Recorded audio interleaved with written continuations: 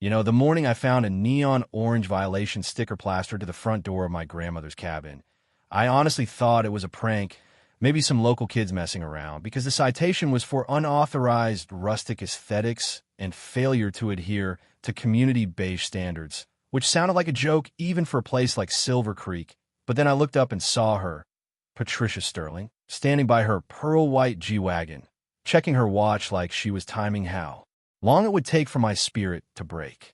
She didn't look like a neighbor. She looked like a shark in a tailor blazer, the kind of woman who smiles with her mouth, but her eyes are busy calculating your liquidation value.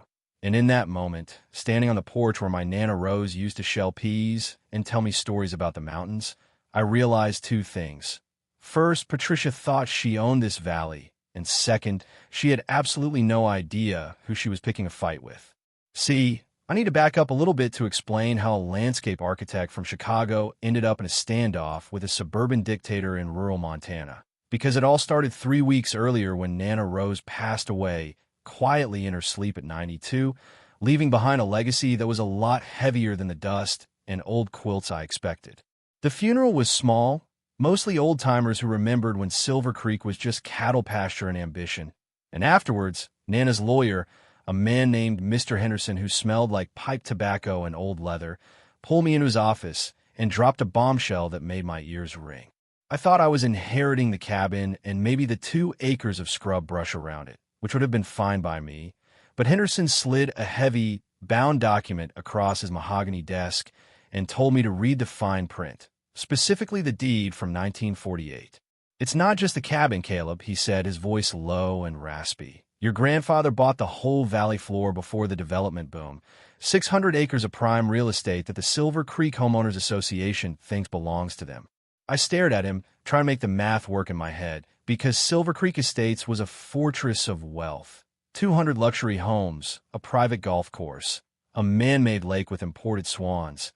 And he was telling me that all of it, every manicured lawn and heated driveway, was sitting on dirt that belonged to a dead rancher and his grandson.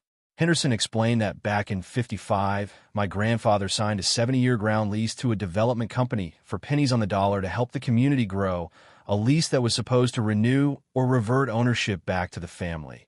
But due to a clerical error that nobody caught, or maybe nobody wanted to catch, the lease had a hard expiration date of December 31st, 2023, which was exactly 6 months ago. The lease hadn't renewed, the ownership had reverted, and legally speaking, the entire homeowners association was squatting on my private property. But here's the kicker. They knew it. Henderson showed me a cease and desist letter Nana Rose had tried to send them a year ago when her health started failing, a letter they had ignored, probably banking on the fact that an old woman wouldn't have the energy to fight a legal team on retainer. And looking at those papers, feeling the weight of the injustice, I didn't see dollar signs. I saw my grandmother being bullied in her final days. And that lit a fire in my belly that wasn't going to go out until I got answers. So I moved into the cabin, which sat right on the edge of the development like a stubborn relic of the past, fully intending to do my due diligence before dropping the hammer. But Patricia Sterling didn't give me the luxury of time. She was the HOA president, a title she wore like a crown, and she decided from day one that my presence was a blight on her property values. Hence the fine for the rustic aesthetics of a cabin that had been standing there since before she was born. I walked down the driveway to meet her that morning, holding the orange sticker, and I asked her politely if there was a problem, keeping my voice steady, trying to be the reasonable guy my Nana raised me to be. "The problem, Mr. Vance," she said, looking over the top of her designer sunglasses, "is that this structure is an eyesore. It degrades the visual continuity of Silver Creek, and quite frankly, we have rules about maintenance that you are flagrantly violating." She gestured to the wildflowers growing near the porch, native species Nana had planted decades ago, and called them uncontrolled weeds, telling me I had 48 hours to remediate the landscape or face a lien on the property, and the sheer audacity of her threatening to put a lien on a house that sat on land she didn't even own was almost funny. Almost, but mostly it was infuriating. I looked her dead in the eye and said, "Patricia, I think you might want to check your records before you start throwing threats around, because things aren't always what they seem on paper." Giving her a chance, just a small opening to back off and be human. But she just laughed, a cold, sharp sound like breaking glass, and told me that her lawyers ate people like me for breakfast and that if I knew what was good for me, I'd sell the plot to the association for the lowball offer they'd mailed yesterday and crawl back to whatever hole I came from. She drove off in a cloud of dust and entitlement, leaving me standing there with my heart pounding against my ribs, realizing that this wasn't just a property dispute, it was a war for the soul of the valley. I spent the next week digging, turning the cabin upside down, looking for the original correspondence Nana Rose had kept, and I found it in an old ammo box under the floorboards in the pantry. Letters, maps, and a journal detailing how the developers had promised to respect the land, promises that had been broken the moment the ink dried. I took everything to the county clerk's office, a dreary building that smelled of floor wax and bureaucracy, and met a woman named Mrs. Higgins who had been working there since the Carter administration. When I requested the original plat maps and the lease agreement for Silver Creek, she gave me a look that was half pity and half warning, whispering that I wasn't the first person to ask about the Vance land. But usually people who ask questions stopped asking them pretty quickly after the HOA lawyers got involved. Mrs. Higgins helped me pull the archives, and there it was in black and white, the master ground lease of 1955, with a termination clause that was as clear as day. Upon expiration of the 70-year term, all improvements and structures shall revert to the landowner unless a renewal is executed in writing. And there was no renewal, just a forged addendum filed in 2010 that tried to change the date to 2055, but Mrs. Higgins pointed out the font was wrong, a digital typeface on a document that was supposed to be typed on a typewriter, a clumsy forgery that reeked of desperation.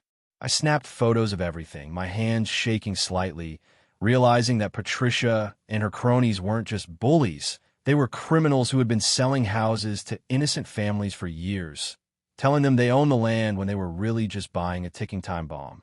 I needed to know who I was fighting for, not just who I was fighting against, so I started walking around the neighborhood, introducing myself not as the landlord, but just as Caleb, the guy in the cabin. That's how I met Sarah, a young nurse living 3 streets over in a beige stucco house that looked exactly like the one next to it. She was crying in her driveway because her car had been booted in her own driveway, because her registration sticker was slightly peeled, a violation of vehicle appearance standards, and the fine was $500 she didn't have. She told me she was working double shifts just to pay the HOA fees, terrified that they would foreclose on her, because that's what they did. They fined you until you broke, then they took your house and sold it to their friends. Hearing Sarah's story shifted something inside me. It wasn't just about Nana's legacy anymore. It was about breaking a system that was designed to crush people like Sarah to feed the egos of people like Patricia. I realized I couldn't just sue them. I had to expose them. I had to tear down the curtain and show everyone the little man pulling the levers. So I decided to attend the annual HOA meeting, which was scheduled for the following Tuesday, a mandatory event where Patricia held court. But they knew I was getting close. The night before the meeting, I was sitting on the porch reviewing the documents when a black sedan rolled up the driveway, slow and menacing, headlights cutting through the darkness. A man got out, slicked back hair, expensive suit that looked out of place in the dirt. It was Marcus Thorne, the HOA's lead counsel, the guy Mrs. Higgins had warned me about. He didn't come to threaten me with violence, not at first.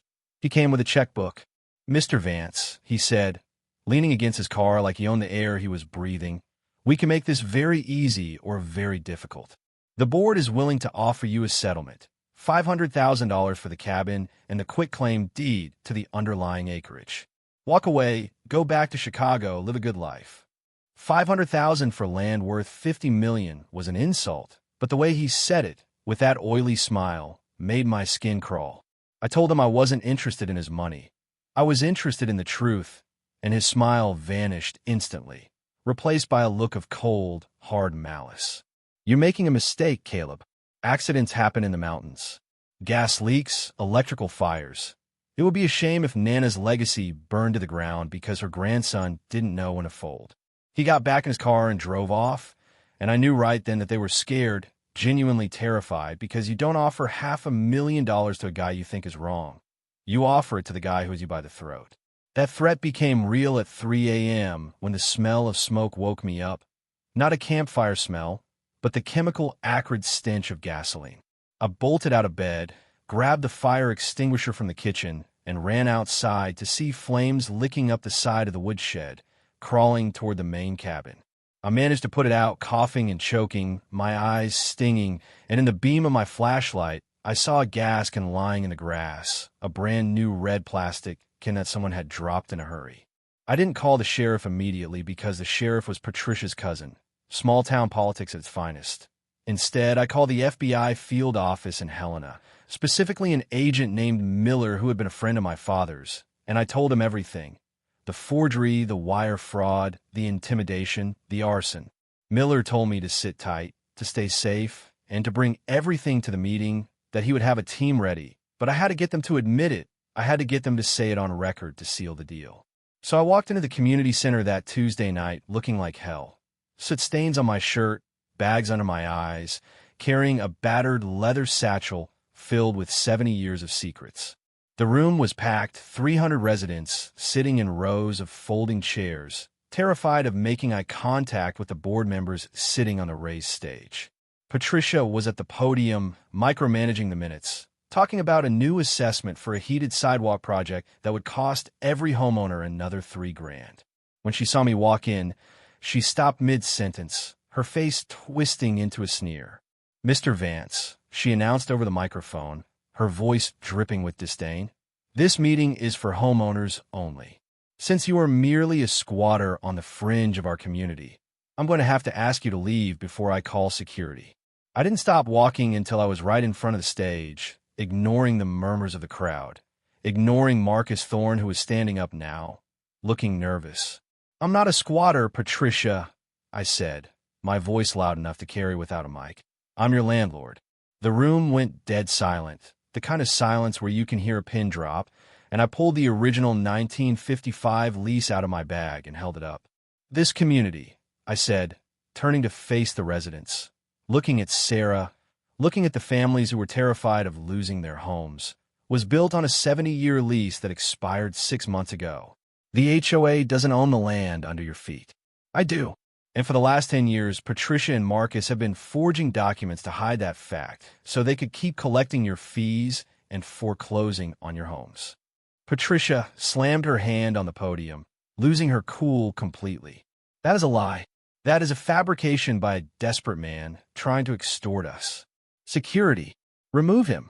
2 rent-a-cops started moving toward me, but I didn't flinch. I looked straight at Marcus Thorne. "Marcus, did you or did you not file a falsified addendum with the county in 2010? Did you or did you not hire a man to set fire to my shed last night to destroy the original copies?" Thorne went pale, his eyes darting around the room, realizing the trap had snapped shut. I was acting on instructions," he stammered, throwing Patricia under the bus faster than I could have hoped, and the crowd gasped, a collective intake of breath that sucked the air out of the room. Patricia turned on him, screaming, "Shut up, you idiot! Don't say another word." But it was too late. The doors at the back of the hall swung open, and Agent Miller walked in with 4 other agents, their badges flashing under the fluorescent lights. "Patricia Sterling, Marcus Thorne," Miller shouted, his voice commanding the chaos. "You are under arrest for federal wire fraud, conspiracy to commit arson, and racketeering." Watching Patricia being handcuffed was a moment I thought I would enjoy, and I did, partly, but mostly I felt a profound sense of relief, a loosening of the knot that had been in my chest since the funeral. She was screaming about her rights, about how she knew the governor, about how this was all a mistake, but nobody was listening anymore. The residents were standing up, looking at each other, looking at me, waking up from a long nightmare to realize the monster wasn't real, or at least the monster was now in cuffs. The aftermath was a legal tsunami. The investigation revealed that Patricia had siphoned off nearly $4 million of HOA funds into offshore accounts, using the fines and assessments to fund a lifestyle she couldn't afford, while Marcus had been taking kickbacks from contractors for years. They were both looking at 20 years in federal prison, and the HOA corporation was dissolved by a judge within weeks. But that left the big question, what about the land? Technically, legally, I owned everything. I could have evicted everyone, bulldozed the beige mansions, and turned the valley back into a cattle ranch. I could have sold the parcels back to the homeowners for market value and walked away with $100 million, retired to an island, and never looked back. And believe me, there were nights I thought about it, nights when I remembered the fines and the insults and the arson. But then I'd look at Sarah or the old couple down the street who had put their life savings into their garden, and I remembered Nana Rose. She didn't keep the land to get rich. She kept it because she loved the community. So I did something that made my accountant cry and my lawyer drink scotch at 10 a.m. I created the Silver Creek Land Trust. I transferred the ownership of the land into a nonprofit trust managed by a board of elected residents, not appointed tyrants, but real neighbors. We set up a new ground lease, 99 years, renewable automatically, for a fee of $1 per year per household. The only condition was that the HOA was abolished forever. No more fines for grass height, no more bans on pickup trucks, no more dictating the color of your curtains. We turned the golf course into a public park and community garden. We tore down the guard shack at the entrance, and we opened the gates. You'd think everyone would be happy, right? You'd think giving people their freedom and security would make me a hero. And for a lot of people, it did. Sarah came over with a lasagna the size of a tire to thank me. And the Independence Day barbecue we threw on the old fairway was the best party this valley had ever seen. But here's the twist, the part that keeps me up at night and makes me wonder about human nature. About a month after the dust settled, I started getting complaints. Not from the authorities, but from the residents. A group of them, mostly the folks who had been close to Patricia's inner circle, came to my cabin. They weren't happy about the chaos. They hated that their neighbor painted his door bright blue. They hated that people were parking RVs in their driveways. They hated that the exclusive nature of the community was gone because we opened the park to the public. One of them, a guy named Jerry who used to be on the architectural committee, looked me in the face and said, "You ruined this place, Caleb. It used to be elite. It used to be orderly. Now it's just common. Property values are going to stagnate because you let the riffraff in." He blamed me for destroying the prestige of Silver Creek by giving them freedom. It turns out some people actually like the cage. They like the rules because the rules make them feel superior to the people who can't follow them. They like the exclusivity more than they like the liberty. So now, I live in a cabin, and half the town waves at me with gratitude, and the other half glares at me with resentment. We saved the valley, we kicked out the tyrant, but we couldn't fix the divide in people's hearts. It makes you wonder, doesn't it? When you strip away the corruption and the control, and you just give people pure, unadulterated freedom, do they actually want it? Or do they just want a better master? I'm sitting here on the porch, looking at the blue door down the street and the kids playing in the park, and I think I made the right call. But I read the neighborhood forums sometimes, and the sheer volume of people begging for some rules to return is staggering. It's a messy, loud, colorful community now, flawed and human, just the way Nana Rose would have wanted it. But I want to know what you think. Was I right to dissolve the HOA entirely and trust people to govern themselves? But does a community actually need that iron fist to keep standards high and property values up? Did I save Silver Creek, or did I just turn it into a different kind of disaster? Let me know in the comments, because honestly, watching Jerry fume about the blue door makes me laugh, but maybe, just maybe, he's got a point about the chaos. Whatever the answer is, the land is free, and for now, that's enough for me.